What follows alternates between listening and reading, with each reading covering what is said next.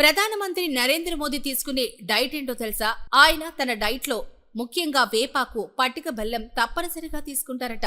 వేపాకు రసం, వేప పూతలో ఏదో ఒక దానికి పటిక బెల్లాన్ని జోడించి ప్రధాని నరేంద్ర మోదీ రోజూ తీసుకుంటారు. ఇలా వేప తినడం వల్ల జీర్ణ వ్యవస్థ ఆరోగ్యం మెరుగుపడుతుందని, పేగుల్లో మంచి బ్యాక్టీరియా ఉత్పత్తి అధికమవుతుందని, ఇమ్యూనిటీ వ్యవస్థ చక్కగా ఉంటుంది కనుక. ఇక వేపాకు, పటిక శరీర ఉష్ణోగ్రతలను తగ్గిస్తాయి. యాంటీ ఇన్ఫ్లమేటరీ, యాంటీ బ్యాక్టీరియాగాను ఇవి బాగా పనిచేస్తాయి.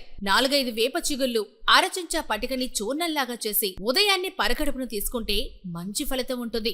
దీర్ఘకాలిక సమస్యల నుంచి వేప ఉపశమనం అందిస్తుంది.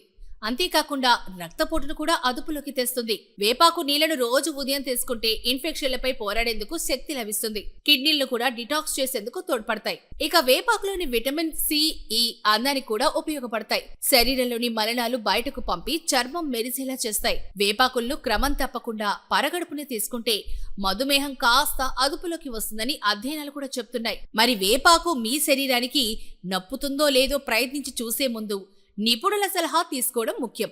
సమస్యలు తలెత్తితే వైద్యులను తప్పనిసరిగా సంప్రదించండి.